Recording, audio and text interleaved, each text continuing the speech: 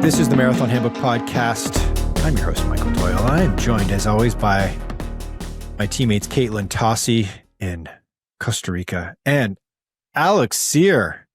Did they give you the keys to Santa Barbara for the big win on the weekend, Alex Sear? You are in California. Champ. You just won the Santa Barbara half. You're the course record holder, correct? Mm-hmm. Do you know what they gave me? Do you know what they gave me? This was my prize. So if you've ever been to Santa Barbara, you know that most of the roofs are like a rusty orange color, kind of like the Spanish style kind of thing. Yep. Mm-hmm. Clay. Terracotta. Thank you. Thank you. I was going to say stucco, so thank you for saving me there. I don't know. The prize for winning the race was a piece of that tile. So it was like a 10-pound big hunk of terracotta that was curved and that I never could have fit in my suitcase, and that TSA certainly would have burnt on the spot had they seen me try to smuggle that back into Canada. Yeah, they're like, what's inside this terracotta brick? So this terracotta is staying at Terra Firma here in Santa Barbara. It's not coming back with me. That's an interesting prize. Like the idea though, it's like take a piece of Santa Barbara with you. Yeah. It was a good idea. It was an idea. Mm-hmm. So it was an idea. Yeah, but you had a fun time. You liked cool that race. Yeah. Cool race. There's a big uphill, and then you finish like a full mile downhill on the main strip of Santa Barbara with palm trees on both sides of the street and flags all the way down and people lining and cheering in front of little shops. It was, I've done a lot of races.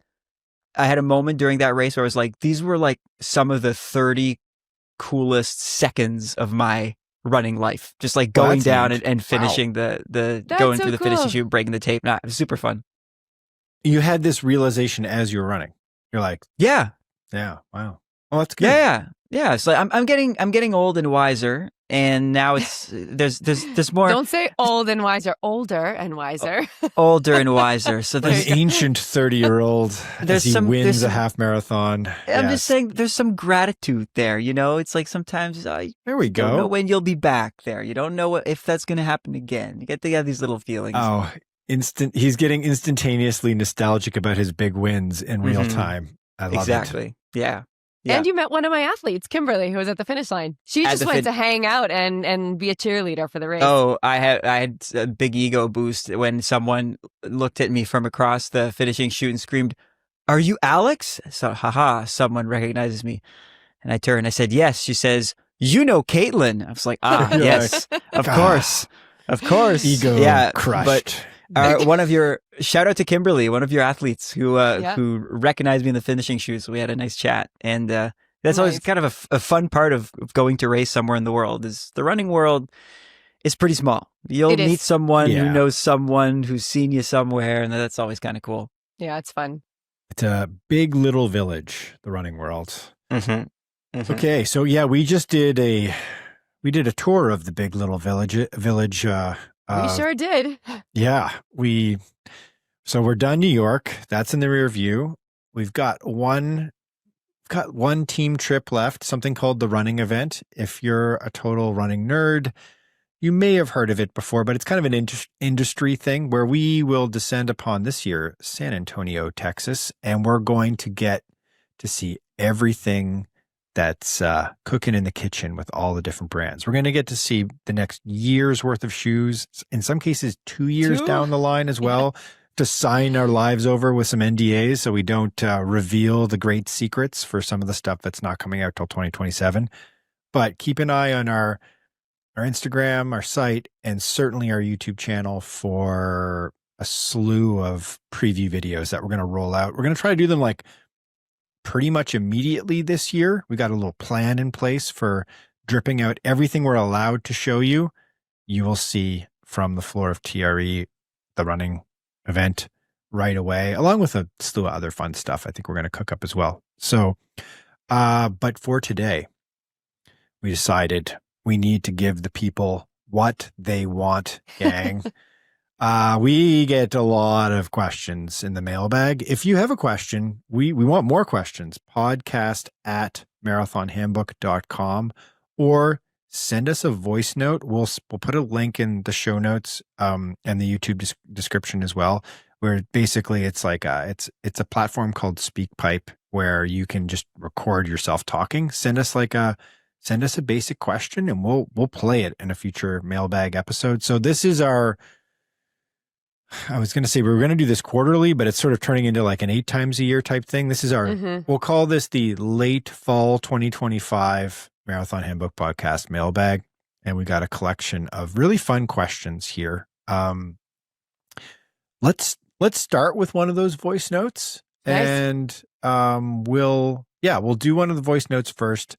Then we'll jump into a sub 3 related question. That's quite fascinating. Okay, so this one is from Scott, Vermont. Here we go.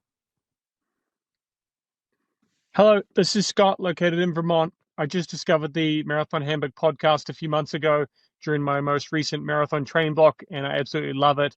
And I've systematically gone back through and listened to many of the other podcasts from the past years of the podcast. I wanted to ask a question specifically about the limitations in races and the pain and what causes us to slow down or not continue to run fast. Yes. My 5K pace is a 17:30, and that is an aerobic fitness where I feel out of breath by the end of it, and I can't go any faster because of the out of breath feeling. My marathon PR I just did this past weekend is 2 hours 53, my fourth time going sub 3. I didn't hit my elusive goal of sub 250. I was on track through 22 miles, but the last 4, I just couldn't sustain it. I maintained the same pacing throughout the first 22, so I was extremely pleased with that. But the last 4, I felt like I couldn't keep the speed up because of the pain in my hamstrings and my hips, but not because I'm out of breath. So maybe you could talk a little about the difference in the pain of both efforts, and also how specifically I can train to reach that sub 250 goal. I seem to not be able to maintain more than 55 to 60 miles a week with my current lifestyle, and that may be the barrier to hitting the elusive sub 250. Thank you, and love the podcast. This is a great question, and I feel you, man. I feel it's like that pain. I think we've talked about different types of pain in a past episode before. Let's review here. First thoughts. I've got a couple. I mean, pain. I just know exactly what pain you're talking about because not only does it happen later in the marathons, but I'm thinking about my current training right now, which is quite the opposite, which is running like really fast VO2 max stuff or just like full effort stuff. And my legs are burning so much by the end of the reps that I feel like I'm going to collapse, but it's not the oxygen that I feel like I'm missing. So I know exactly what you're talking about. And I have like a couple of ideas that, other than just having, of course, a ton of muscle fatigue at the end of the marathon, like how can we help prevent at least feeling that much pain with the muscle fatigue that your body is going to accumulate by the end of the race? So I would say a couple of things because we don't know too much about your training other than the mileage. Are you strength training? Okay, because strength training would be an excellent way, especially to do like, eccentric work, like quad work, like strengthening your quads and your hamstrings. I mean, just doing strength work in general, but really focusing on that eccentric stage. So some ideas would be like that's in the lowering movement of the exercise. So like if you're doing a squat, or you're doing a step down, to really do that movement like nice and slow and really just work on that resilience for your muscles. Any sort of strength training will help a ton for later in the races. I know with my trail running, doing downhill running will also help build up, that sort of tolerance in your legs for the end of a race. So those are kind of good durability exercises that you can think about doing. So if you're not in the gym, get to the gym because that will definitely help you out twice a week. Leg work, that would be great. And the other thing that I was just thinking about is glycogen depletion at the end of a race. So that also might be something just to double check with your fueling and make sure, because by the end of a race, I mean, you are just depleted in all senses of the word. So make sure that you're fueling up until the end, because sometimes when we get to the end of a marathon, we don't want to fuel anymore. We're sick. The gels are bugging us. We don't want to take anything else. We're just thinking about getting to the finish line. So make sure that whatever you're starting out with and that fueling strategy that you have from the beginning of the race, that you continue it up until the end, whether that's, 60 grams of carbs an hour, or if you're trying to even get up into that, 80, 90 range. Those would be like my two main things. Yeah. You're talking about muscle pain. You want like stronger, more effective muscles. Like think of it as a car. How to make a car work better. You work on the body, but also you make sure that it has enough fuel to go. Right. And I see the confusion between the types of pain, right? Like that muscle fatigue, muscle depletion thing is a lot different from that intense pain that you get when you're racing a 5K, which is more so your muscles dying and screaming for oxygen because you don't have enough oxygen coursing through your veins. You're gasping for it. And so that's more so like trying to, and also buffering lactate and just trying to run through a super painful acute feeling for a few minutes, say 15, 17 minutes. You're at in that VO2 max zone, or even that like sub lactate threshold or over lactate threshold zone. So yeah, we're talking about kind of two different things here. The way I like to think about it, you have your really intense pain of 5K, 3K, 1500 meters, even you call it like VO2 max type of efforts. And then beyond that, you'll have your lactate threshold play type of races that you'll get into when you're racing a half marathon, maybe even part of a 10K and parts of a marathon. But I think what you're dealing with in your marathon is the muscle, right? It's like the muscle fatigue, the working on muscles becoming more efficient, making sure it has enough to draw from. Yeah, I don't like the questions. Which one is worse? They're all pretty bad, but they don't feel the same at all. Yeah. I would say this is kind of like you can divide runners right down the middle between like the runner who is okay with the 5K suffering, the like you said, Alex, the acute pain, and they can see past it because they know it's a very short-term situation. And then the runner who can manage that sort of slow, dull, vice grip tightening on your head type pain that you get in a marathon.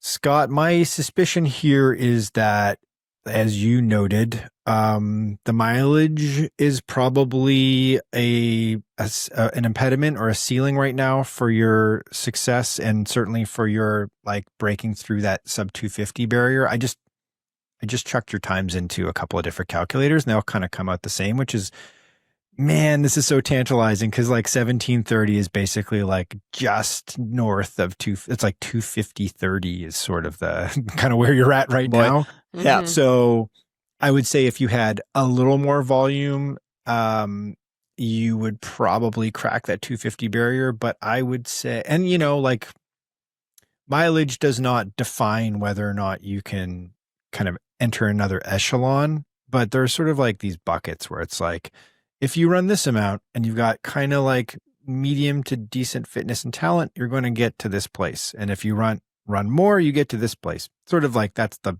very rough logic of it. And it sounds like you just need to add a little bit more volume. I think Katelyn's tips are really good, where it's like, if you can do a gym session, if you're not already, do a little bit of lifting, especially get those like hamstrings and quads stronger. And another great tip Katelyn kind of laced in there, it doesn't have to just be trail running. Like I run downhill very consciously quite often to kind of pound the quads a little bit and to build that strength, right? Yeah.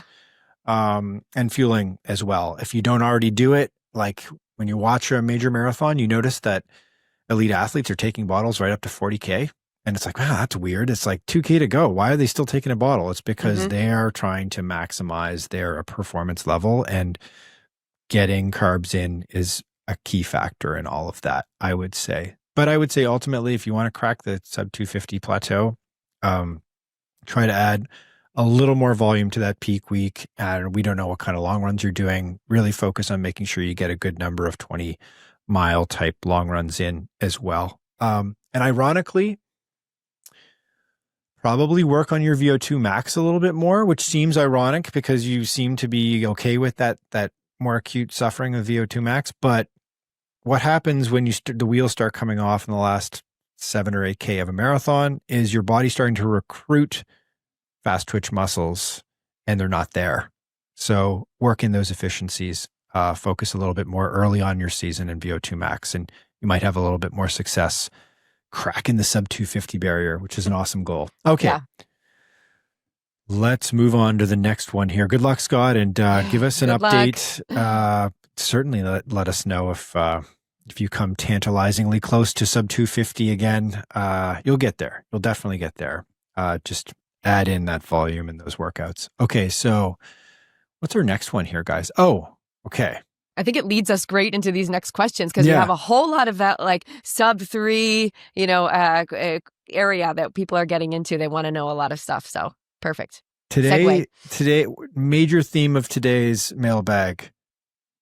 I'm 24 years old. I know. And I'm trying to eventually get under 3 hours for a marathon, which is awesome. Two amazing things, two amazing places to be. I think we group all of these people together and make them do a race, and they push each other, and then eventually go under 250. Get it. Exactly. Yeah. The Marathon Handbook Classic. Nice. This one is from Henry in Omaha. So it says, "Hey guys, I recently found your podcast and was catapulted. It has catapulted at the top of my queue. Love it. Nice." And so this person they were planning on running Chicago, but have instead they have a half marathon in their hometown of Omaha coming up in November. It may have already passed because we got this email a few weeks ago. My PR is 140, which I ran for fun after running my marathon PR of 327. I'm shooting for a sub 135 in my upcoming half. And I feel like my fitness is there. Going forward, my next big goal is to get back to a spring marathon since injuries have derailed my training since my second one in the spring of 2024. So here's the meat of it here. And we actually have a follow-up. So we have an answer to that half marathon, which I'll fold in a second. I want to work up to running a sub 3 hour marathon and eventually getting a Boston qualifier. I'm 24 right now, so this is probably in the low 250s. It probably will be to qualify for Boston because the numbers are nuts now. I feel quite fit from the half marathon block, and my question is, how quickly can I reasonably expect to get my marathon time down towards the 3 hour mark? I ran a 30-minute PB between my first and second marathon, and now it's been a while since running the full, and I'm not sure where the line between ambitious and all out crazy is. Should I shoot for should I shoot for sub 315 next, or go slower or faster? Any tips on this approach on my long-term goals would be amazing. Thanks so much, Henry. Okay, so there's a quick follow-up from Henry here. Henry ran a 132.43, so Henry was feeling really good. Henry smashed the 135 goal, ran a negative split, was running like a monster in the last 3 miles. Listen to these splits: 655, 640, 630 miles. It's just wicked. A thing of beauty. Awesome. That must have felt so good, man. Congratulations. And also noted that he didn't hit zone 4 in his heart rate until after that 10-mile mark when he went for it, which is also a really good sign of fitness here. Okay, gang. So thoughts on Henry? Thoughts on the big jump? Henry. Okay. Take this be humble when you listen to what I'm about to say. You are not a normal human being right now. Hey. Okay? And by that I mean you are a young man at the peak of his powers. I've seen many people your age with like your rough like ability level, or at least start into the marathon, half marathon, get way faster in the span of a few years. I'm not saying that's going to happen to you. These things are hard to predict, but it kind of looks like you're already getting there. Here's my loose advice for you. And I say loose because you need to dial it in on race day, or at least a few days before the race. But I really encourage you to take a long-term approach and mentality to your running. I don't think that you necessarily benefit from setting super rigid goals for yourself 2 months down the road.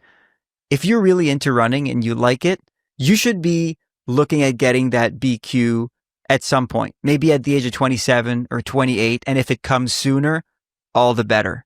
I think you need to think about the fact that you could have 10 years of like steady improvement in the sport, or maybe more, given your age and given your early progression. And so the way you're progressing, I think of two things. One, I kind of have no doubt that you could probably get to 250, but also two, it might not happen right away. You might plateau right now. You might have a tough 1 or 2 years ahead of you, and then you might break through, like you might not. I've seen many variations of this, but it does seem like your training is heading in the right direction. I guess a simple way to say what I'm telling you is, don't change too much of what you're doing because it seems like it's working. Add mileage incrementally, make workouts a little bit more intense season after season, but don't rush into things, because I think you're on to something good. And for the next race that you do, in your situation, it's really tough to find a goal because you're progressing so quickly that just even your 135 goal apparently was a bit too easy for you. What you should do is 10 days before your race, or 2 weeks, whenever your last big workout is, pay attention to your splits there and then set your goal there, not before. Mm-hmm. Yeah, I like that idea, Alex, and everything that you're saying is great. Like, be patient, and it's so hard because when you slash half an hour off of one marathon to the next, you're like, holy moly, I am invincible, and it's amazing. Like, your fitness has improved so much, but that is not unlikely to happen every single time that much. Like, that time that you're going to improve is going to reduce each time. So I'm a numbers girl. So I took the number and I said, okay, well, you did the 132 and you did an amazing negative split. So let's say that your potential was more like around the 130. Even with the 130 or the 132, that is really on track to kind of work and hit that sub 3:15 marathon for now. And that's the goal that I would make first, because to be getting a sub 3 hour marathon, you want to be running your half marathons around 1 hour and 25 minutes. And then you know that you're a little bit closer to getting that sub 3 pace. And so I would say, and you're super young. So I would say, take it easy, be patient, go for that sub 3:15, and have an amazing race, and just continue doing what you're doing and do another few training blocks to go ahead and get under that sub 3, which you are probably well on your way to be able to do. And then follow up working on your BQ time, which is going to be super fast because you're so young. But I don't know, does it bump up 5 minutes at 25? You'll be pretty close to a time change if it does. But yeah, so I would say that go with the 3:15 for now. You're being super ambitious, and I love that because I'm the same way. But I would just say have a little bit of patience with it. 3:15, and then see how that one goes, and then next goal after that. To be young again. I know. This is a special time in your running life. I would say, I would echo everything that you both just said. I would say one thing you can do is start focusing on becoming a student of the sport if you aren't already. Maybe you already are. Maybe you're already just like devouring all of these different, training plans and books out there. I recently interviewed Pete Fitzinger, who wrote Advanced Marathoning. If you've not listened to that, little plug. If you've not listened to that podcast, listen to that. And if you've not read that book, take a look at that book, because I think that book is sort of like the world you're about to enter into, which is more advanced marathoning. Sounds very intimidating, but it's kind of what you're doing, right? And I would say, yeah, Katelyn, I was looking at the numbers here, and like you noted, even if he was able to run a 130, we're still kind of in the 312 to 310 range. Exactly. It all depends on what your mileage is as well, because as we know, the marathon is not the same as the rest of these events. So mileage is king in the marathon. And so I would start thinking more carefully about how you're running your workouts, how you're structuring your training, what sort of training plan you're using. Are you working with a coach?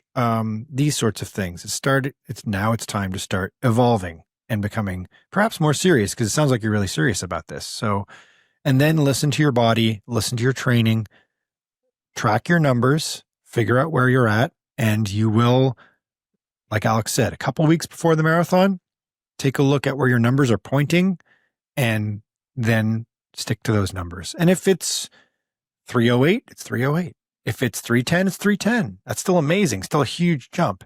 If it's 302, don't get greedy. Just do the 302. Mm-hmm. Sub 3 is waiting for you and probably well beyond that in the next few years. That's exciting. Yeah, very exciting. Yeah. And last thing, I noticed in your question, you've mentioned being injured. Be careful with that. Health is also king. Yes. Make it to the next season. Always make it to the next season. 23, 24, 25 were my 3 worst years in running, and it almost knocked me out of the sport. And I'm glad that it didn't. Make sure to stay the course, because that is the one killer of a non-human 24-year-old male, is to be hurt, and that's how you stop improving. So also just do your strength work, do your little maintenance things too. Our little Icarus flying too close to the sun. I'm still icing these wings 6 years later. Easy runs, easy, Henry, and then do the workouts. Yeah, like 95%. You don't have to kill yourself in the workouts, though. Okay, we'll take a quick break, and we'll come back. We'll come back with another BQ related question. It's BQ day here at the Marathon Handbook Podcast. All right, we'll be right back.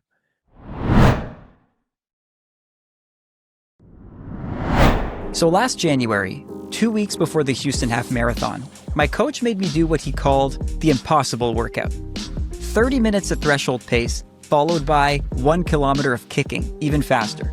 All of it at half marathon pace, which for me is about 4:56 per mile. You had to slide that one in there, didn't you, sir? My point is that running on frozen roads near my house in Toronto to do this workout sounded daunting, and going to some gym and running on a regular treadmill sounded even worse. Luckily, Michael had a Wahoo KICKR Run treadmill stashed in his home in northern Toronto, and so I took advantage of that last winter. So that's why you kept coming over to my house all the time. I mean, I also came for the company. Sure. And mainly for the KICKR Run's run-free mode, where the treadmill uses sensors to adjust its carpet speed so that it can respond to your running speed in real time. So it responds to you, and not the other way around. Now that was helpful for the workout's kick portion, so I could accelerate naturally without having to worry about pressing buttons all the time. The treadmill also comes with the lateral tilt feature, which will simulate the angles of running on a natural terrain. So every step is not the same, which is a good thing.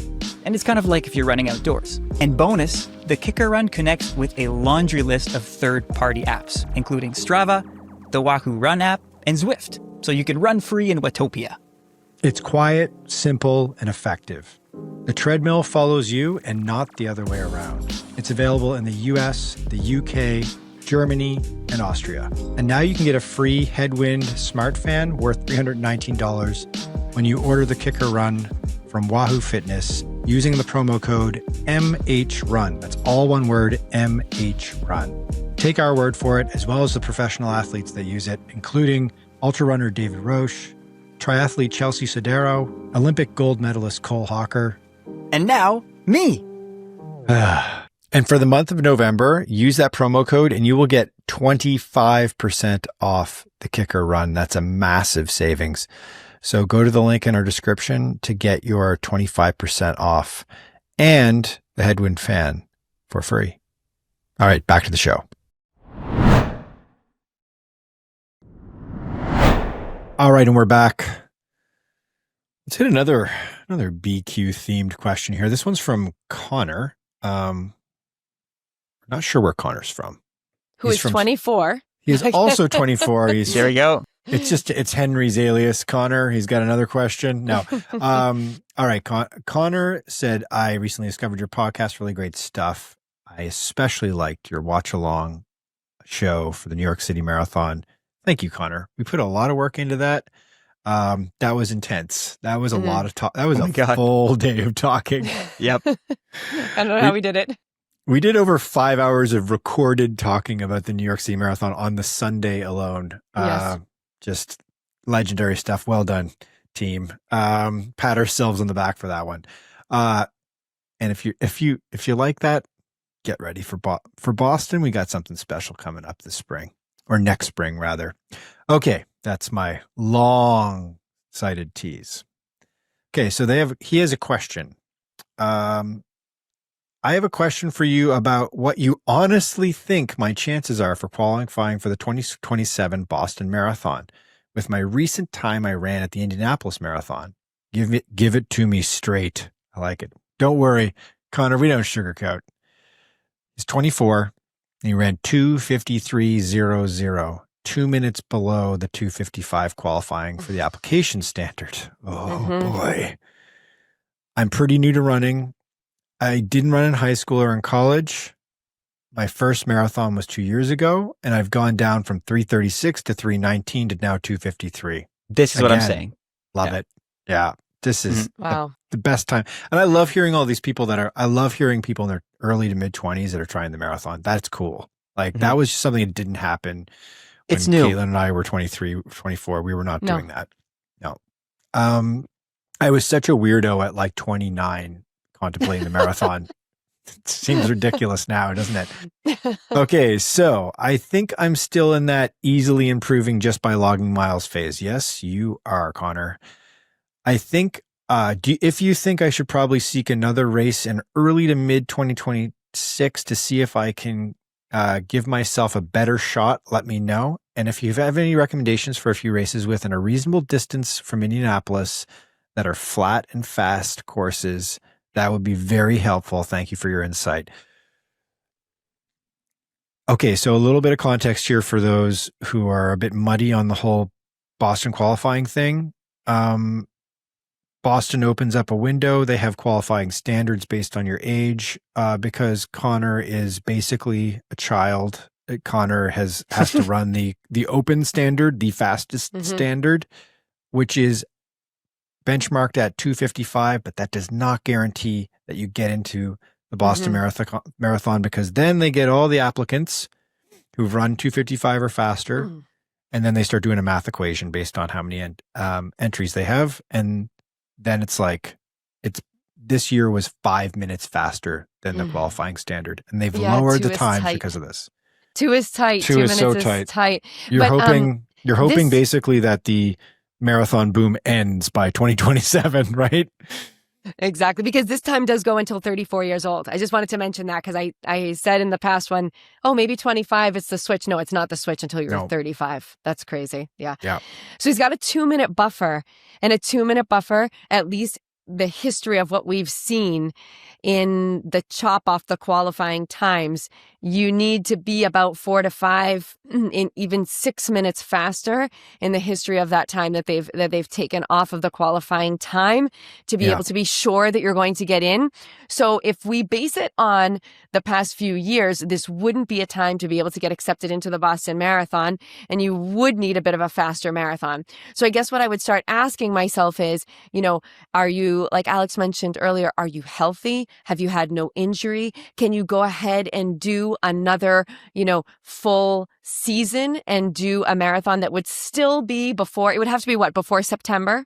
Pretty sure before September is when that cutoff date is. Got a spring marathon opportunity. Spring marathon opportunity. And if you're really healthy, then I would, get a really smart training plan all lined up and train for a one-hour marathon and give it another shot. But like I'm saying, just if you're like 100% injury free and feeling really strong about it, because I don't think if you want to get in for that year, the 2 minutes may not be enough.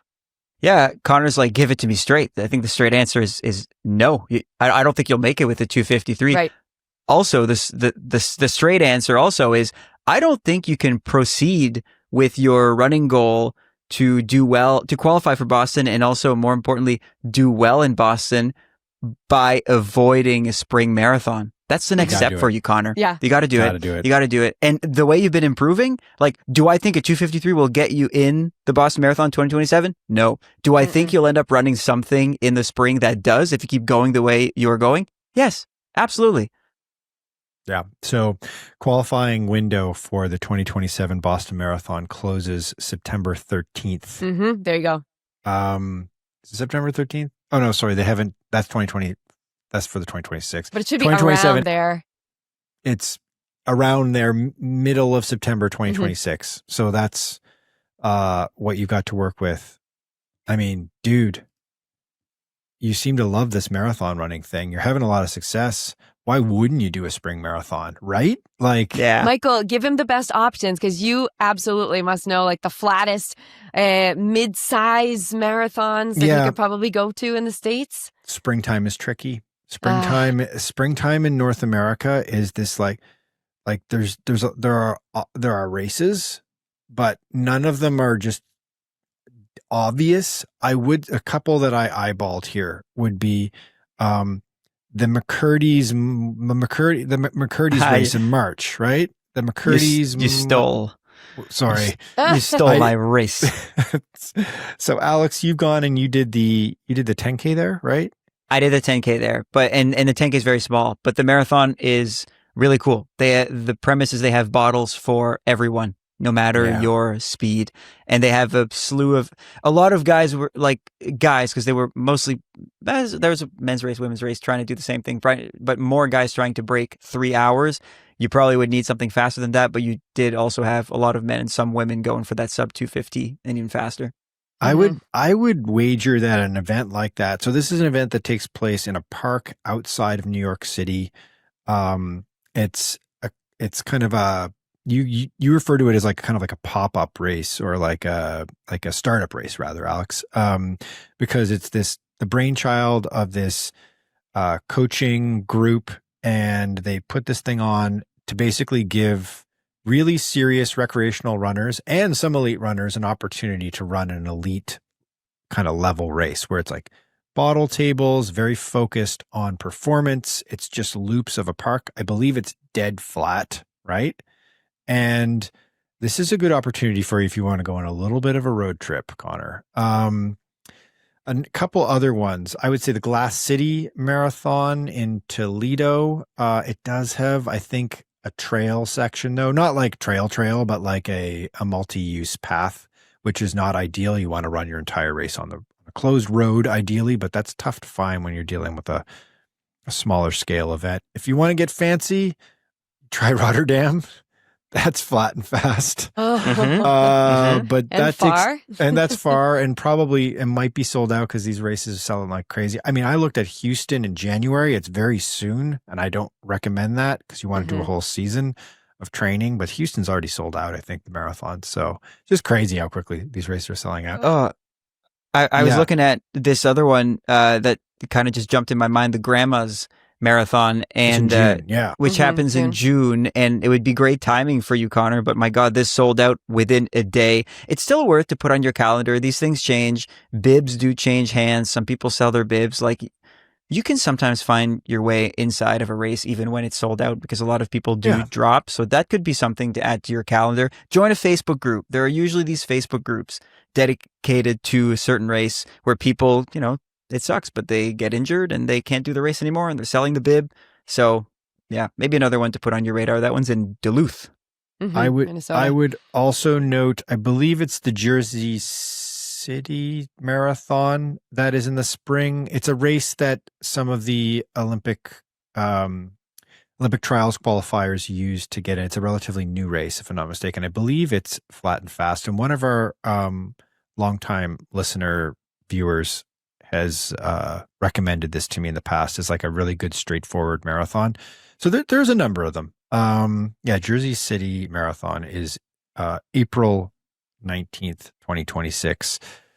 So there's a bunch of them out there, Connor, but it just, bottom line here is keep the training going, do another cycle. Wintertime is tough. You live in Indianapolis, which I think gets some winter weather, but just grind through it and then come out the other end even fitter, even faster. Et voila, you'll get that sub 250 and you'll lock it in for Boston 2027. Let's go. I love it. These questions and these emails, they're like really motivating me today. I don't know why. I'm like pumped up. Yeah. Makes me want to run a marathon in 2 weeks, Alex. Well, why don't you do that? I hope it does. Because I'm going to be. Okay, so next one. It's from, I hope I'm pronouncing your name correctly, Alyssa or Elisa? I think there's only one way to pronounce Alyssa. Alyssa is Alyssa? Okay. So Alyssa says, Michael, I'm doing the Philly Marathon too. Good luck. Good luck to you too, Alyssa. Nice. Speaking of marathons in less than 2 weeks. Okay, I have taper madness. I have always tried to do even pacing and hang on at the end. I'm going to try to go out a little slower for halves and full marathons. How much slower should I go in the first few miles? Should we always run our first few miles slower, even if you've done a warm-up? What are your thoughts? Thanks. Ooh. What are your thoughts? Alex, did you, for a half, I mean, half's very different than a marathon, I would say. Yeah. Half, you do a little warm-up. You do a little warm-up. Say for a full, when you can muster it, you do a little warm up, but in general, the longer the race, the less important your warm up tends to be.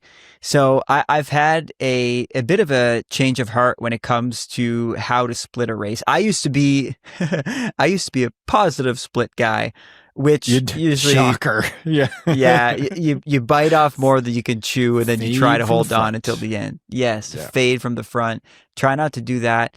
In the last couple of years, I found much of my success by even splitting.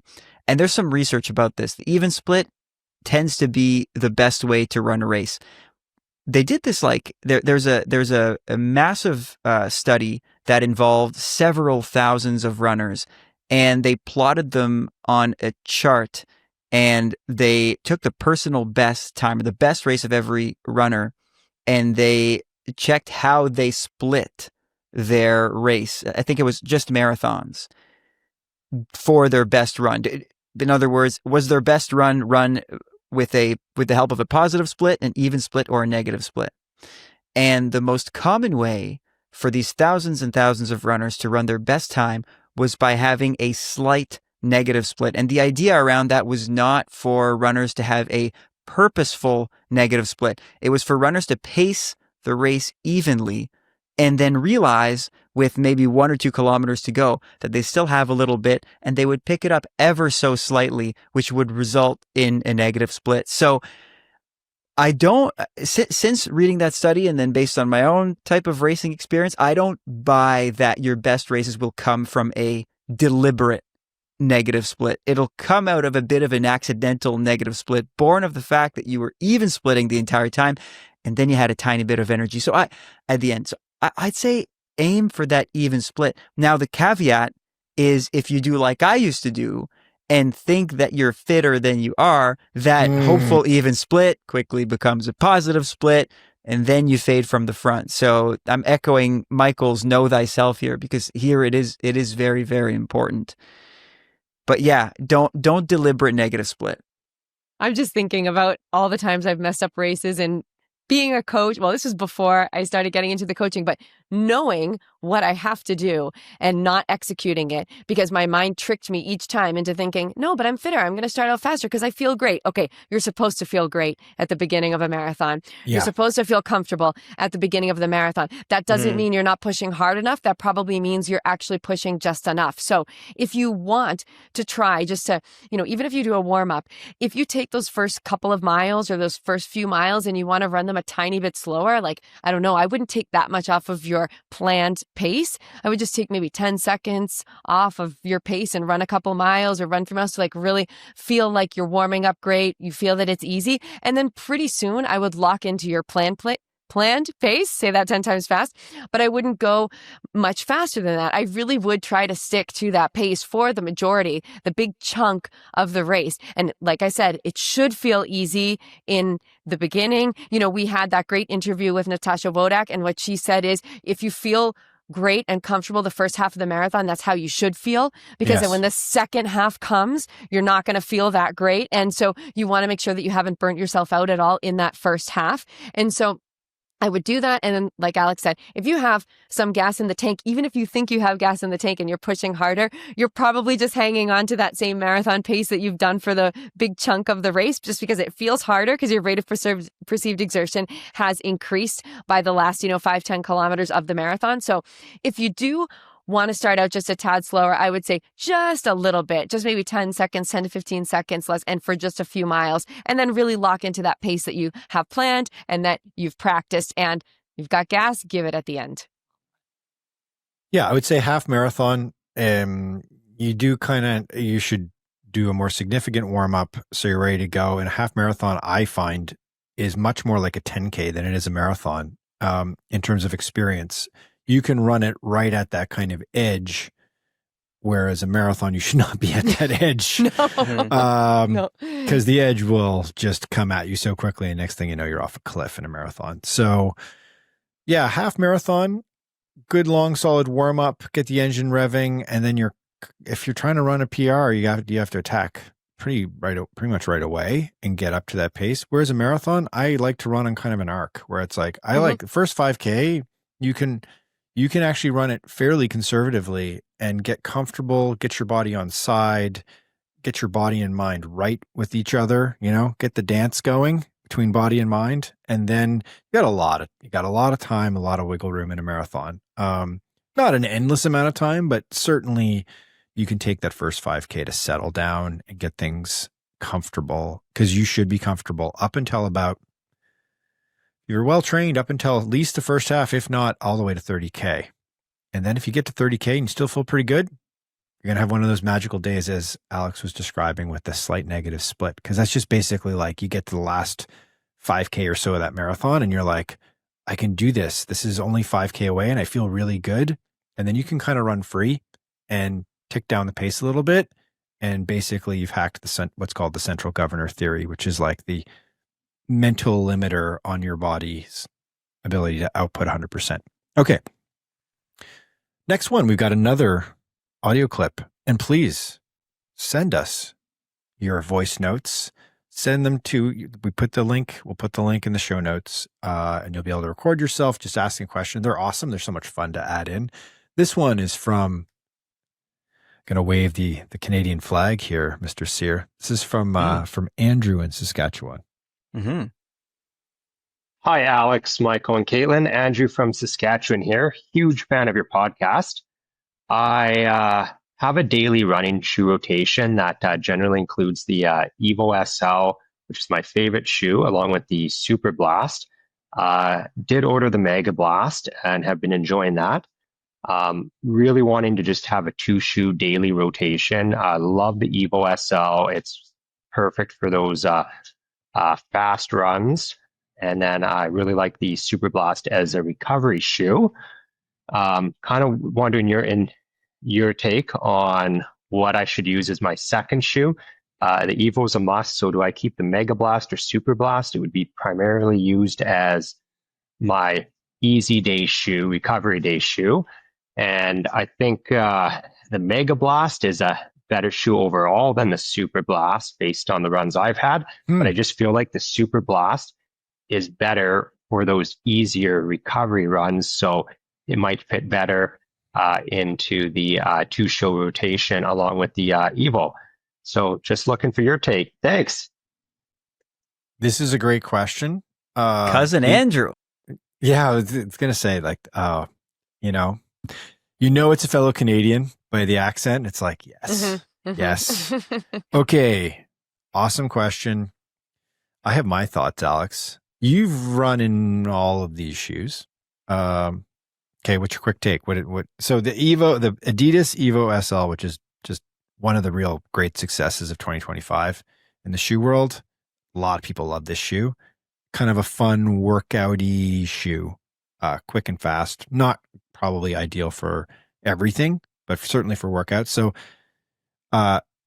Andrew is keeping the Evo SL in. What's the ASICS shoe you'd go with? What's your pick? It's like between children. It is like picking between children. I love both shoes. First, quick differentiator between the two. There isn't much of a difference. Think of the Megablast as like the slightly sexier cousin of the Superblast. A little bit faster, a little bit more responsive, a little bit better foam, a bit less durable because it's made slightly more for speed. So another way to think about it would be to put these 3 shoes that you've mentioned, Andrew, on a spectrum from like speed workout to nice daily trainer. All 3 of these are somewhere along the spectrum. They're all 3 highly specialized shoes that were not around 10 years ago. None of them are pure workout or race. None of them are pure easy running shoes. They're all kind of in this weird middle. But if you do put them on the spectrum, the Evo SL is the least durable and, in my opinion, least comfortable, but probably the fastest. The Superblast is the most comfortable and cushioned, and then the Megablast is somewhere in between.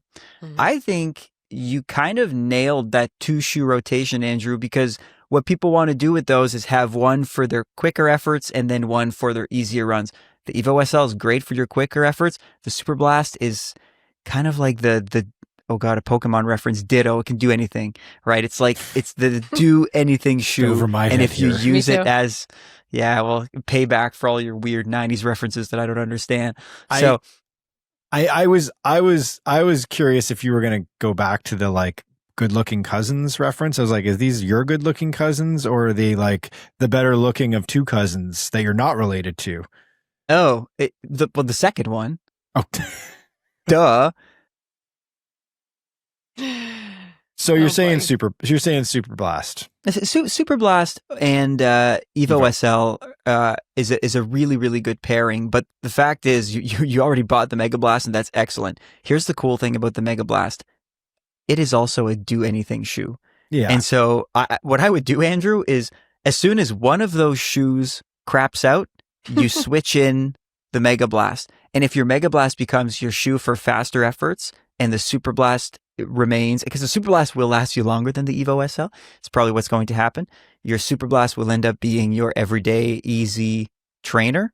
That's a great rotation. And if your Superblast is the one that has more miles on it and it stops giving you the bounce that you want before the Evo SL does, swap it for the Megablast. I've done excellent easy runs and workouts in the Megablast. It is truly one of the best shoes in the world, as is the Superblast. It's one of those truly hybrid shoes that can do a lot. So basically, you have an excellent shoe in the bullpen that will take over for whatever it is that you need. But keep doing that alternation. I think that's just a great idea. And the fact that you alternate with two shoes from different brands, this is kind of like my little pet theory, is even better because they're so different from each other that you're really preventing this like risk of getting into a certain pattern of foot strike, which is kind of what you don't want. That's why you change shoes, for the foam to recover, but also for you to not always be running in the exact same way, which sometimes can lead to some injuries. Yeah.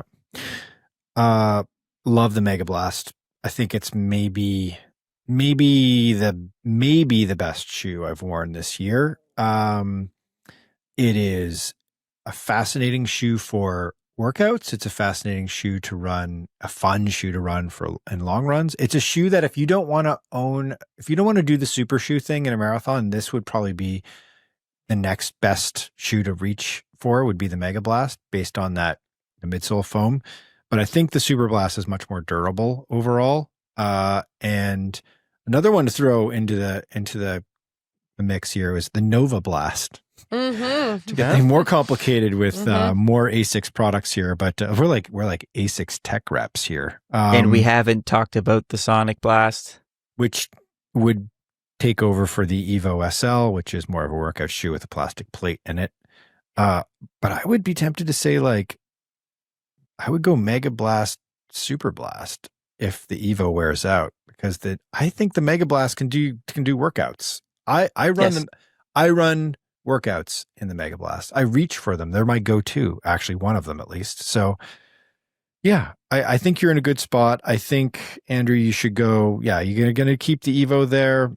Alex is saying go Megablast because they're super durable. I mean, all three of us have had a really great opportunity to wear all of the ASICS shoes at this point. We've all got the current roster. So I think you can't go wrong with either the Megablast. The Nova Blast is also kind of a similar shoe to the Megablast, to the Superblast. Too many blasts. Okay. I think we can move on from that one. Yes. But I would, you know what to do. Okay. So next one, JD in Bethel, Connecticut. There's a question on what I would categorize as in-between training. Okay. So JD, like many of our audience members, listens to us on long runs, which is cool. If you're listening to us right now, JD, how's the long run going? I hope it's going well. I ran my first marathon this year. Congratulations. It was my goal race. It was in my area, and there are a lot of fun 5Ks that happen around this time of year and Thanksgiving and beyond. So this person wrote to us very recently. What's a good training plan to follow in between the big one of each season for these smaller races? So basically, question is, you do a fall and a spring marathon, especially if you're located in North America, where you kind of fall into like the spring marathon and the fall marathon, and summer's too hot and there's not that many races anyway. And wintertime is impossible to run a marathon in most parts of North America. It's not ideal to be trudging around in snow in January, trying to run a personal best at 26.2 miles. So, but there's all these fun shoulder season races. What do you guys do about trying to fit in a couple of those turkey trots before you got to start thinking about the next season? Do you do something structured? Do you just kind of wing it? JD wants to stay in good shape as well. Alex and I, when we were trying to edge Michael out of the podcast and we did the podcast on our own, the podcast was basically about what to do. Sorry, Michael, just teasing, in the off season. And I think that one of the things, what I have a bunch of my athletes doing right now, and I'm also actually doing it, is I'm taking advantage of this off season. Like, after your race, you want to make sure you recover really well, take a few weeks, just do some really easy running. But when you're ready to get back into some hard training again, what I would do and what I'm doing is I would take advantage to get faster, to work on that running economy and to do some shorter races. So like you're saying, there are a bunch of turkey trots. Talkie trots. Talkie trots. Do your talkie trots. That doesn't sound right. Tossy turds? What? Even worse. No. Oh, this is going south real fast. What I would do is I would take advantage of this time and run some faster, shorter races. So you got some speed in there, do some 5Ks. I'm training a couple of my runners right now for 5Ks, and they're all marathoners, a couple for 10Ks, and I'm training for a 10 miler. So it's all much shorter stuff than the marathon, really working on running economy, on efficiency, right, and on speed. So I will still end up with a great base when I want to get back up to training for my, spring marathon or longer race after this kind of base season or in between running, like Michael said. So take advantage of it. Run some of those faster races and train hard for them. Mm-hmm. Agreed. Work on your weaknesses. That's kind of like my one tenet. To be honest, my between seasons have been all over the place the last few years for a bunch of different reasons. Like you might be like me and not be a religious April marathon, October marathon person, and you might be doing a January race this one year and then doing a July one and an August one. Sometimes it's not so clear cut. So what I remind myself of is just, okay, when I have a window, work on the weaknesses. Sometimes it's speed, sometimes it's endurance. Oftentimes it's the strength workouts that I've missed at the gym.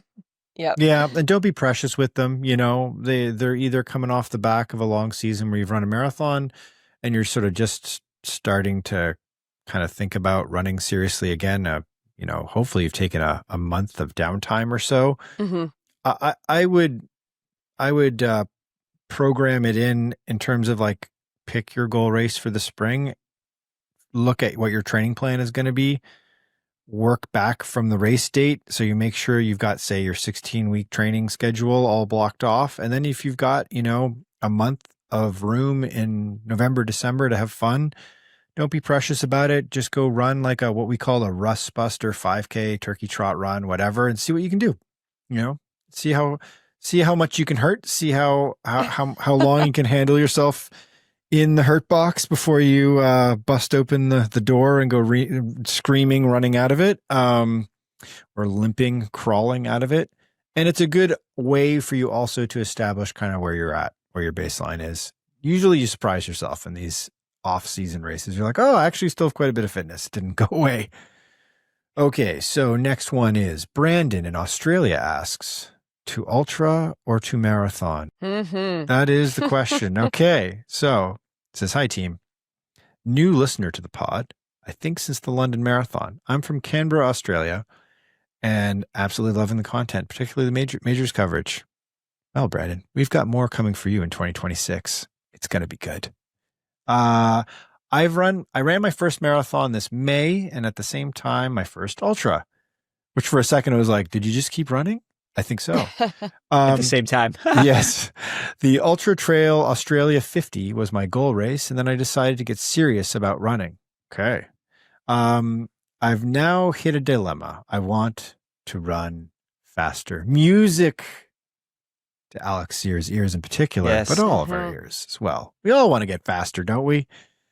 Yes. And you've got me hooked on the road marathon. I like how they're like, they're blaming us. Yeah, exactly. If I look at the race schedule in Australia, it's pretty hard to plan out the year around wanting to do trail ultras and road marathons. This is the same problem everywhere, right? I think it's not just Australia, although Australia is, for us, upside down world. So it's summer is winter and winter is summer. Same problems, though. My question is, what is the horizon I should be looking to plan for? I'm thinking I have to backseat my trail ultra plans for at least a year to build a better base and run some road marathons. What are your thoughts? Keep up the amazing work. So, I mean, is this where Alex just does like a heel turn here, like a wrestler, and he's just like, go ultra, man? Or are you going to stay true to thyself and just be like, no, actually, you should consider the track? No, I was going to put myself on the shelf due to lack of empathy because my answer was going to be, dude, ditch the trails. So I think I'm just going to push it to, because this is like, I'm reading this question. I'm like, I feel like I've had this conversation with Katelyn, and she's like, she's dealing with the exact same thing. So yeah. Every single year. My thing is like, follow your interest. That's where you'll run best. But follow also your heart. Yeah, but also like my heart's way too biased towards the roads to really give us a good answer. But this is a Katelyn question, man. No, this happens to me every single year because there are so many things that I want to run, but I do want to get faster, and I say it every year, and I do. So what I do is I split my year. But if you want to really just focus one full year on the road, you're gonna get a lot faster, and you're gonna be able to apply that to the ultras that you run afterward. But if you're like me and you can't see your life without the trails, then what I would do is I would split the year. And that's what I'm planning on doing next year. So I'm doing this, interim 10-mile thing because I want to work on my speed. I'm going to do an ultra in July, but then I'm going to do a marathon in December. So I'm really going to have a lot of time to prepare for each one. And I'm going to split my year because, those pesky road marathons, they hurt, but they really, really work in making you a better runner. All of that training work is going to go straight. It's going to affect your trail running in such a positive way as well. Now, if you want to do that, if you want to set it up like that and you want to run an ultra and you want to do, a 50K, or I see you have 100K in there, make sure, remember that during the week, I still consistently do 2 speed workouts a week. And yes, maybe they're longer efforts like threshold work, but threshold work is going to make you faster. And so don't think that you have to throw speed out while you're training for an ultra. You don't have to. You can work, you're not going to the trails every single day. So you can work on your track work or your speed work or your threshold runs once or twice a week while you're training for that ultra, so you don't lose it. I do a lot of trail running on the weekends, but I'll take 1 or 2 long runs a month, and I'll do road long runs as well, especially with the back-to-backs. I'll do 1 long run on the road, so I kind of don't lose that spark of speed. So there is a way of integrating it if you don't have like this extremely specific, hard and fast goal with a marathon time. You can still get faster and mix it up with the trail as well. Yeah, I think you can do 1 or 2 things here. I think you can kind of have it all. Yes. Which is to say, just as you said, Katelyn, I think you can, if Australia is the same as most of the rest of the world, the trail ultra season sort of happens smack dab in the middle of the year. And then the shoulder seasons where it's cooler temperatures is when you get your road marathons, right? So if that's the case, hopefully it's the case for you. If it's not the case, you will have to choose. But if that's the case for you, I would focus on training for the marathon in those marathon training blocks and running marathons in the spring and fall. And then I would just bucket list a 100K run in the middle of the year and run it off Marathon Fitness. And secret, you're going to run really well in the ultra with Marathon Fitness. Yep. Yes. So, and if you want to, if you like the sort of ultra trail training, you could do a hybrid thing in the marathon training block as well, which I do a little bit of, which is run some of your training, run your easy runs on the trails and run by time instead of by distance. So that you can have it all. I would not do the workouts on the trails because you need to do more focused road workouts where you're focusing on lactate threshold or VO2 max or whatever it is, the intervals that you have to do. And I would also do the long runs on the road so you can get that pounding in your legs so that when you just show up and run a road marathon, you're not going to get destroyed by the tarmac. So that's one way of having it all as well. But yeah, focus, go with your heart. Focus on the roads for a little bit and get faster, and then apply that quickness to the trails. You get to have it all. And then you can ride off into the sunset later in life and just run entirely on the trails. You've become washed like me. Okay. Next one. Elena says, big fan of the pod. I came to running a year and a half ago in my 30s after struggling to find alone time as a stay-at-home mom. Can you guys imagine being a stay-at-home mom? Man, it's like the hardest job in the world. Hardest job in the world. I'm currently a stay-at-home dad right now. My kid is at home sick from school and being a total prince by just observing the podcast in the background here. He's in the room? Oh, he's there. No, he's hanging out in his bedroom, kind of listening, I can tell. So he's getting one side. He doesn't hear you guys. So, true. Okay. So Elena says that she is an avid reader and recently started looking for running books beyond the guides like Daniel's Running Formula and Pete Fitzinger's Advanced Marathoning. She just finished Born to Run. She says, Nice. I know I'm behind at the times. And Des Linden's Choosing to Run, which is her memoir. What are your favorite running books? Michael, this is for you. Question. This is so good for you. You're such an avid reader as well. So here's the thing.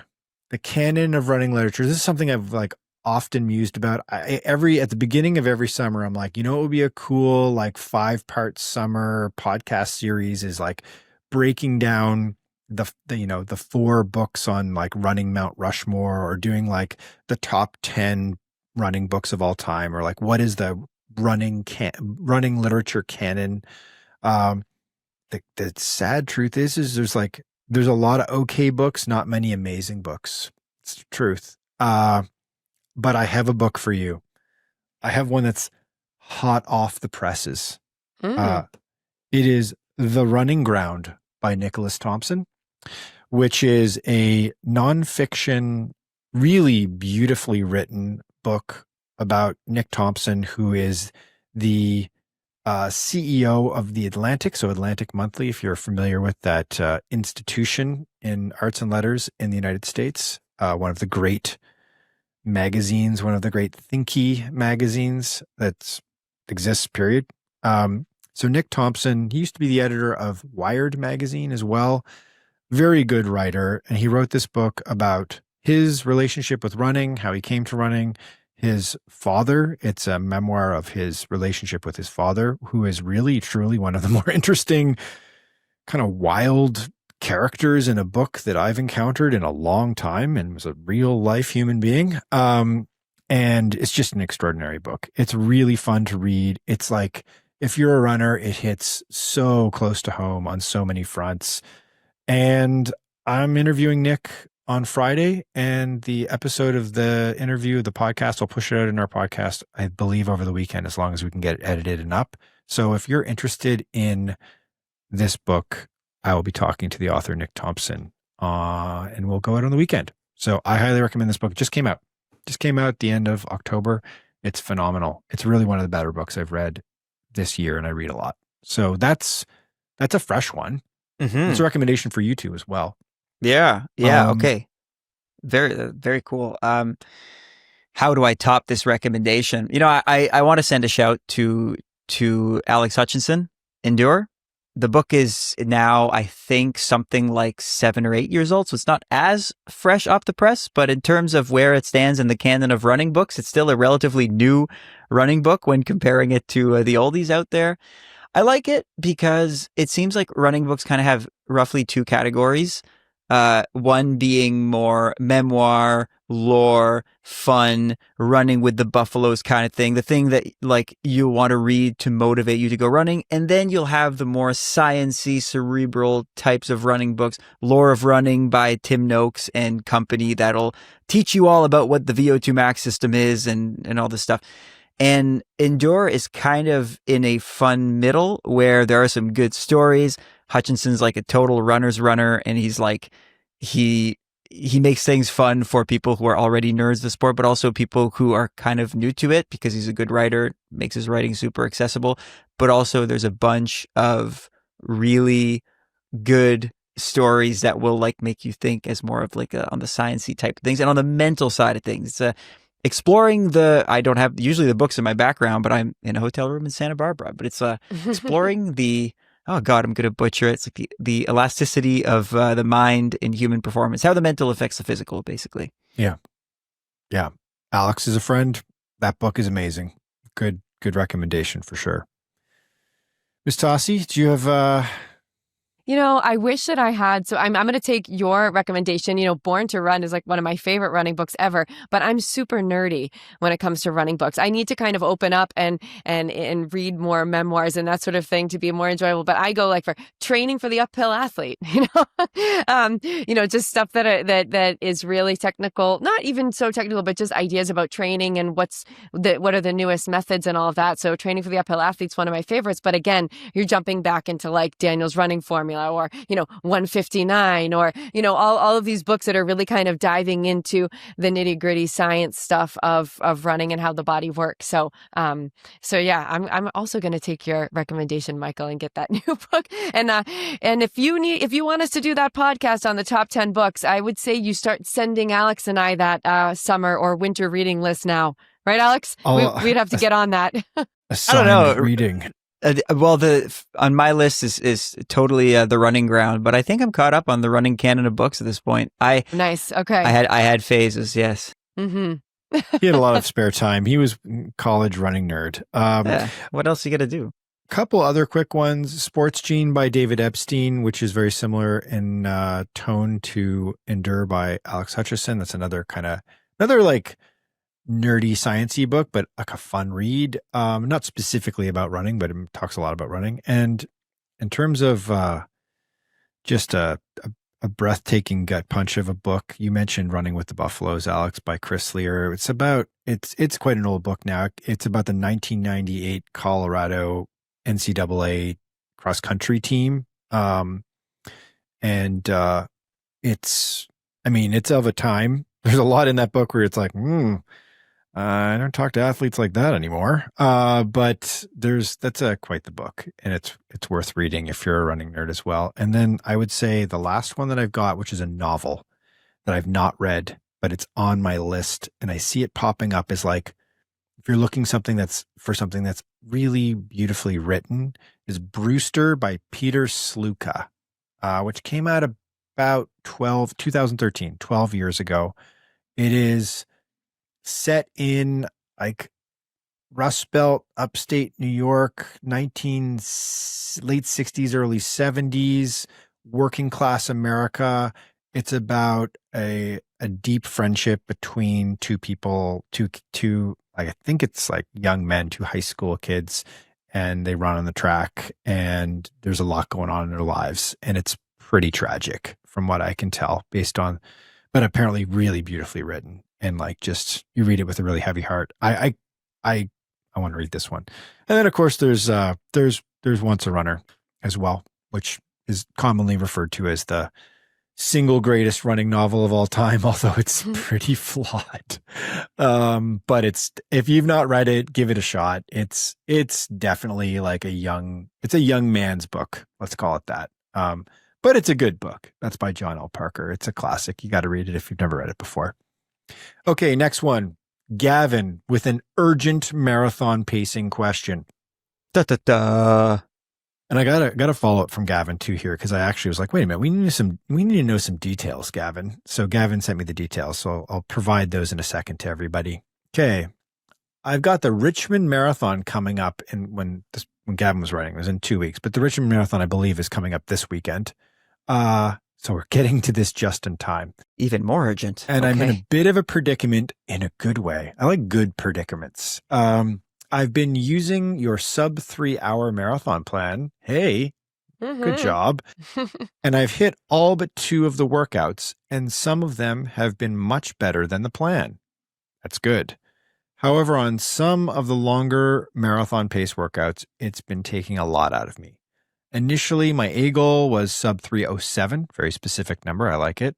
But I think I'm fitter than that. My question is basically, how do I figure out what pace to go out at? I ran the Charlotte Marathon last year in 3:27. I have a small asterisk next to that one because I got injured 6 weeks before and didn't run for 2 weeks, and then took another 2 really slow ones. So the 3:27 was kind of like 3:27, but could do better. Any help appreciated. I don't have a ton of people in my marathon circle, and so yeah, trying to get under 3 hours eventually here. So a couple details about Gavin.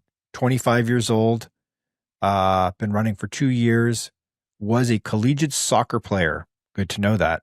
So some lifetime fitness there.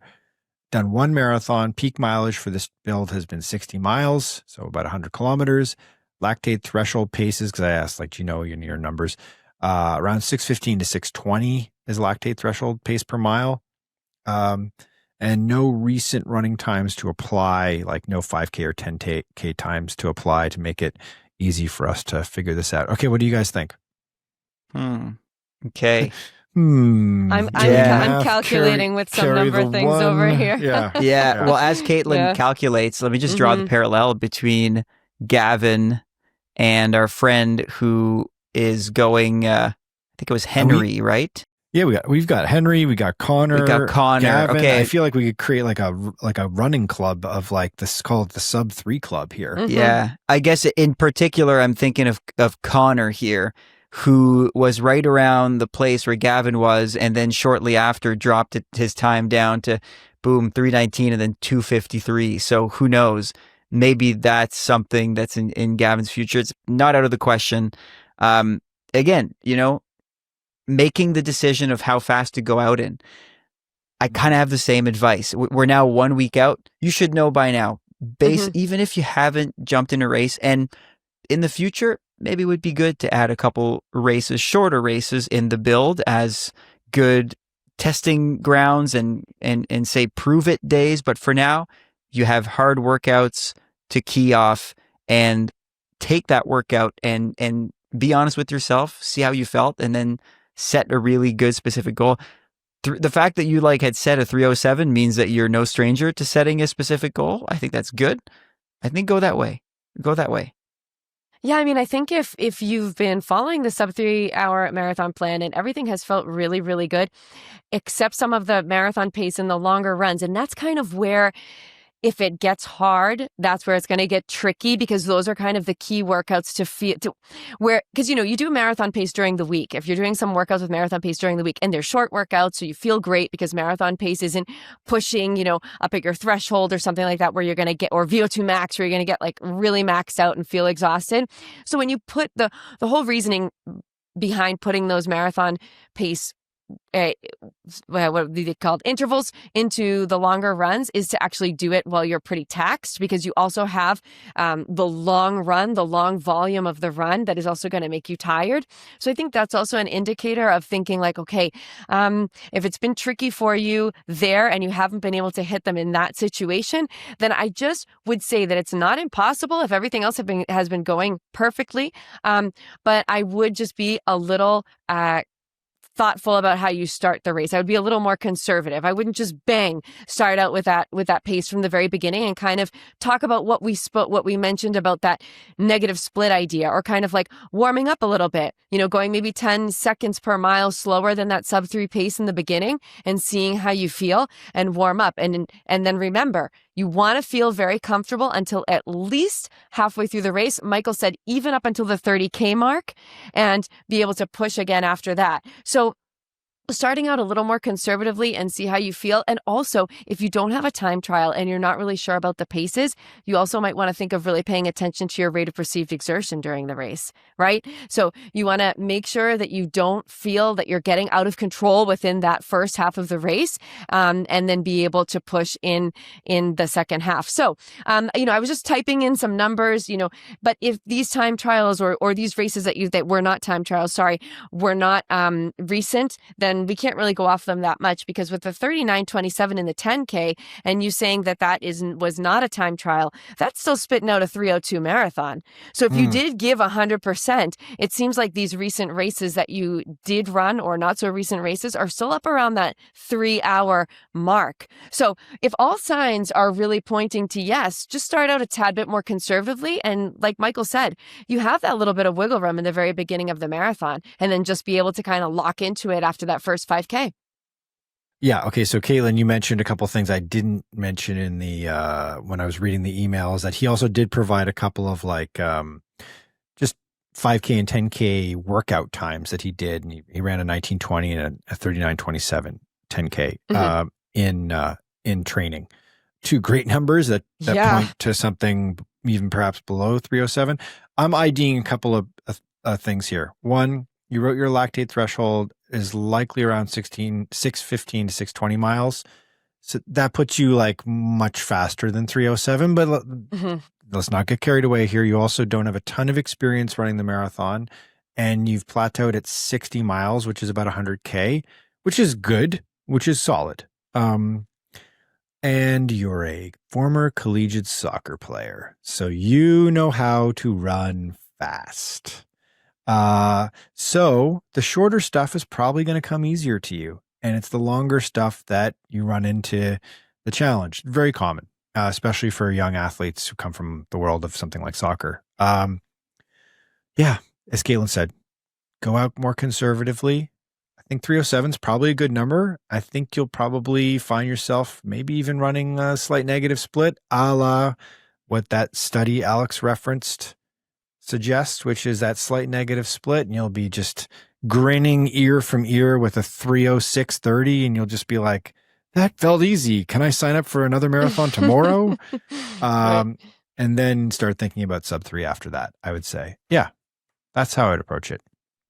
Easy. Just go out and nail your marathon, and then move on to the sub 3, right, guys? Mm-hmm. Oh, and also remember that the marathon pace workouts, remember that our workouts are always going to feel tough during training, and that you're going to taper. Yeah. Exactly. You have all that load. So remember that you're going to taper, right, for those 3 weeks beforehand. So tapered you should feel a lot fresher on marathon day than in the middle of doing 3 speed workouts a week and all that volume. Okay. Couple last quick ones here. We'll try to pump through them here. Got a nice note from Dana. Suggestions on how to improve our World Marathon Majors ranking system. So if you're a long-time listener... how dare you? Constructive criticism. We like feedback here at Marathon Handbook. You can email your feedback and criticisms of the podcast at Alex at... No. No. You can also mail. You can mail to my address, and I'll... Yes, it's like... the North Pole... HOHOHO is the okay, so that's the Canadian postal code. You can actually, Canadians can send mail to Santa Claus. It's a thing. We do it. It goes to the suburbs of Toronto, and it's a childhood rite of passage. Exactly. The federal government manages it. It's it's cute. It's how we spend our money in this country. Okay, so Dana says, so we do every marathon major, and we do a preview. We have a fun time at the end by totally subjectively power ranking the world marathon majors. And Dana astutely noted that our power rankings don't tend to change very much. And we obviously, each of us have our favorite and least favorite, or least races we're least interested in. So in terms of the majors, but we're interested in all of them, of course. She gives this great recommendation, which is what we should do is we should solicit from our audience specific attributes that we can rank with all of the majors.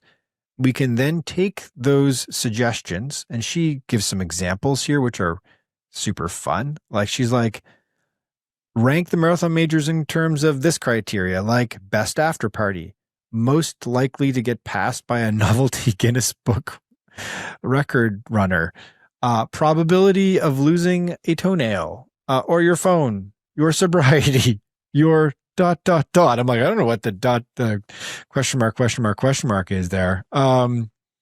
And most likely to have a runner stop and help you if you cramp up in the last 100 meters of the finish. That's definitely Boston's top rank for that. Mm-hmm. These are great little questions, kind of spice it up a little bit. And Dana suggested that we draw out of a hat some of this criteria from suggestions from our audience.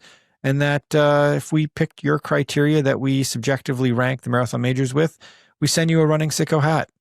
I love this idea. Wow. I think we'll do this. Yeah. We'll do this. Yeah. Let's do this. And that's great. Dana wraps up by saying she hopes to see one or some of us at the Cabot Trail Relay in Nova Scotia this May. I'll see you there, Dana, because I'm there every year. And she signs off as MH Sickolite. Lovely. That's great. Awesome. That'll be my email signature from here on in. Yeah, okay, we'll take that recommendation and we'll go with it. We'll go with it. So next Marathon Majors Tokyo in March. Mm-hmm. We'll do that in advance of Tokyo. We should have to remember. I have to remember to do it.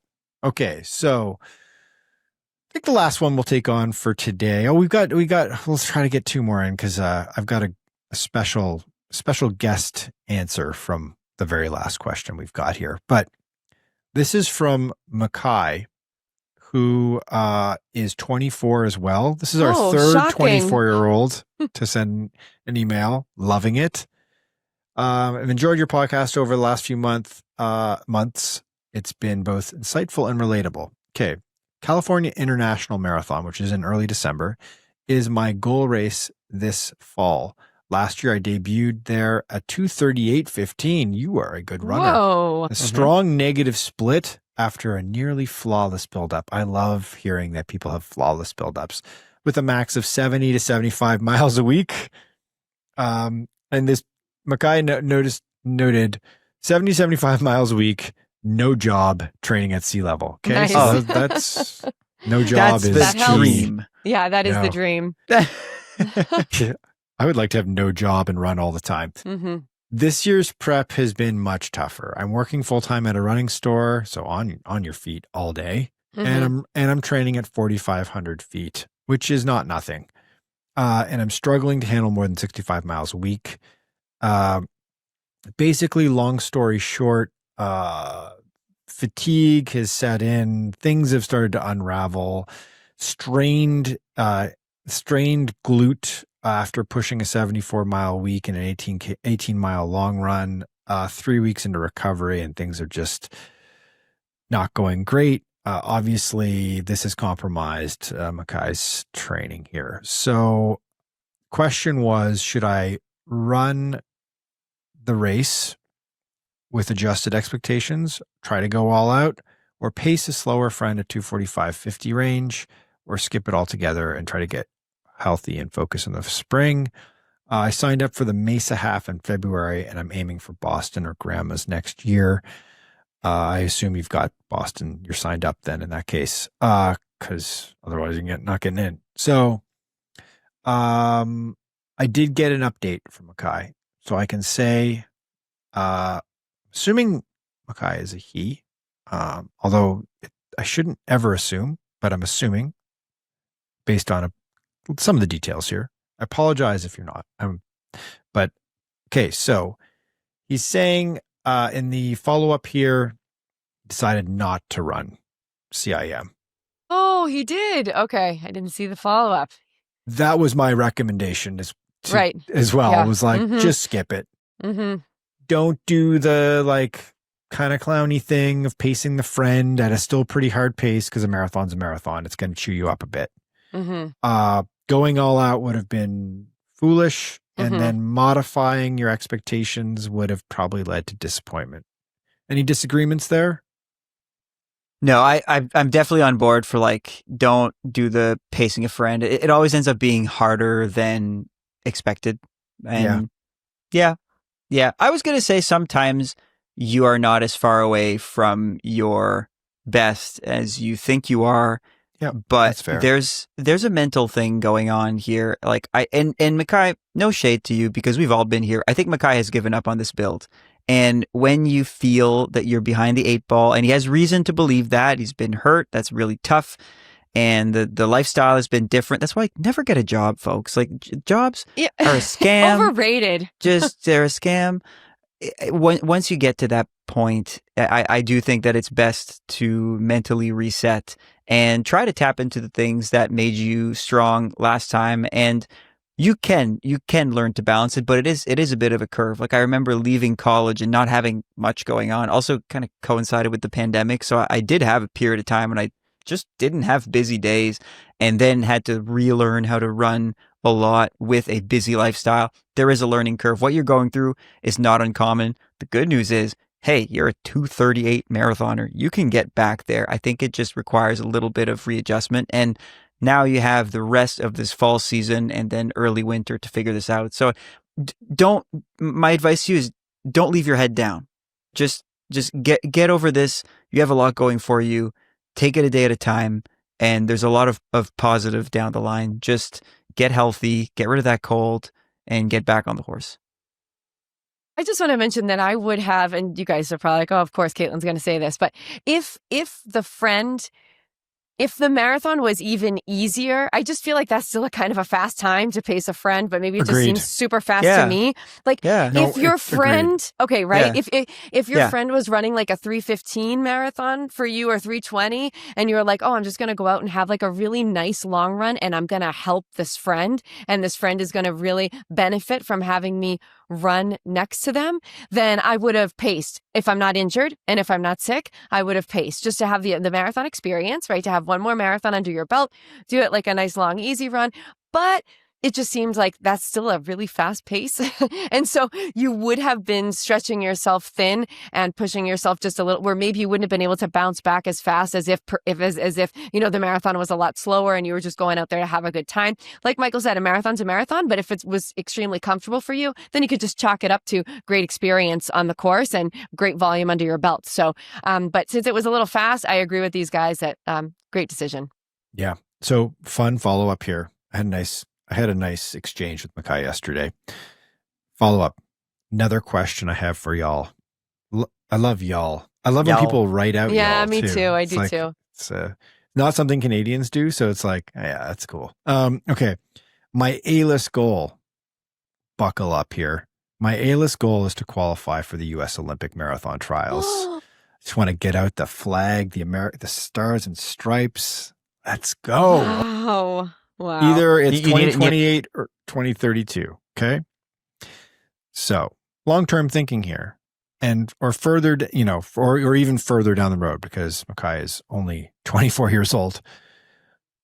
It would be really cool to prove to myself and to others that great things can be accomplished when you put in the time, dedication, effort, and consistency towards whatever you strive to achieve. Is this goal too ambitious, or is it perfectly reasonable as a long-term goal? So we've got a 24-year-old who's run one marathon at 2:38:15 with a nice negative split, and his only sort of max load peak week was about 75 miles in the past. Now, a little bit of an injury hiccup here with Marathon Build 2, and then also getting used to this new way of life, but still in the grand scheme of things, working at a running shop, 24, training at a little bit of altitude, this starts to feel like the dream.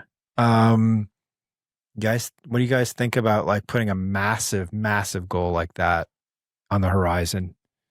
I like it. I love the idea. I feel like so inspired. But I like it. I would get a coach or join like a team. I mean, I think it's really important. Yeah, you need. help? He has a coach. He noted that he has a coach. Sorry. Yeah. Okay. He has a coach. Oh, great. Okay. That's a step in the right direction, because that coach can help you figure out if that's, if that's a goal that you can be putting out. I mean, it's such a long-term goal. I just look at that first marathon and I think, holy smokes. I mean, if that's your first marathon, just going out there, and I mean, obviously you trained with your coach. I think you have a ton of potential. So that's a great thing to go and explore with that coach. Yeah, it's a really good North Star. I know these people, like some of my good friends are these North Star people who I met like 10 years ago, and they just told me in secret, or maybe not so secret, that they had these massive running goals. Some actually achieved them. Sometimes it happens. It's like predicting whether or not you can do this, Mikhail, is impossible. It's kind of like when an analyst, like a sports analyst, goes on TV and projects which team is going to win the World Series or the NHL Stanley Cup Finals in 5 years. It's impossible to do. There's so much that's going to happen between where you are now and where you may be when you run that. Right now it's 2:16, by the way, and you probably know this, that when you run that 2:16 to qualify for the Olympic trials. And I'm not saying that you can't do it. It's if you want it, if you give yourself the shot, who knows? Like Michael said, I feel like you're taking some good steps. Have fun. Make sure you enjoy it, so you stick around long enough to see if you have a 2:16 in the legs.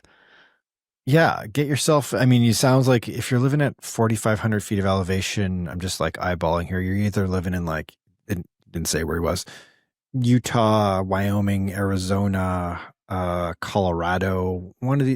If you're in a good running environment, run with the group that will challenge you more, and be process oriented. It's dangerous to have like 2:16, written on a piece of paper on your fridge that you focus on every day for the next 4 to 8 years.